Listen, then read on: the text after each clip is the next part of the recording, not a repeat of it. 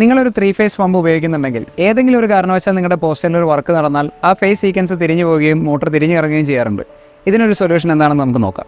ഒരു സാധാ ഡിവോൾ സ്റ്റാർട്ടറിൻ്റെ പോരായ്മയാണ് നിങ്ങൾ കാണുന്നത്. ഇപ്പോൾ ഇതിൻ്റെ സീക്വൻസ് റെഡ്, യെല്ലോ, ബ്ലൂ സീക്വൻസിലാണ് കൊടുത്തിരിക്കുന്നത്. മോട്ടോർ ഓൺ ചെയ്ത് കഴിഞ്ഞാൽ ഇതിപ്പോൾ ക്ലോക്ക് വൈസ് ഡയറക്ഷനിലാണ് കറങ്ങുന്നത്. ഇനി നമുക്ക് കണക്ഷൻ ഒന്ന് തിരിച്ചു കൊടുത്ത് നോക്കാം. ഇപ്പോഴത്തെ നമ്മുടെ phase sequence yellow, red and blue ആണ്. നമ്മളിപ്പോൾ ശ്രദ്ധിച്ചറിയാം മോട്ടറിൻ്റെ റൊട്ടേഷൻ വരുന്നത് കൗണ്ടർ ക്ലോക്ക് വൈസ് ആണ്.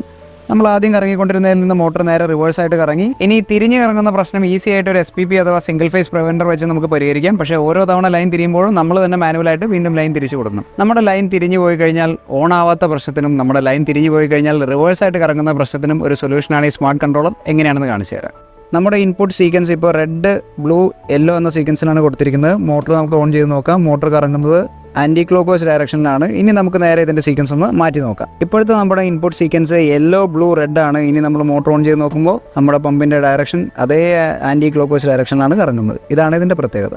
Dry run, overload, low voltage, high voltage തുടങ്ങിയ സകല പ്രൊട്ടക്ഷൻസും ഈ പാനലിൽ തന്നെ വരുന്നുണ്ട്. നമ്മുടെ DCP304 സ്മാർട്ട് കൺട്രോളർ ഉണ്ടെങ്കിൽ നിങ്ങളുടെ പോസ്റ്റിൽ നിന്ന് വരുന്ന കണക്ഷൻ തിരിഞ്ഞോ മറിഞ്ഞോ എങ്ങനെ വേണേൽ വന്നോട്ടെ, നമ്മുടെ മോട്ടർ എന്തായാലും നമ്മൾ വിചാരിക്കുന്ന ഡയറക്ഷനിൽ മാത്രമാണ് റൊട്ടേറ്റ് ചെയ്യുള്ളൂ.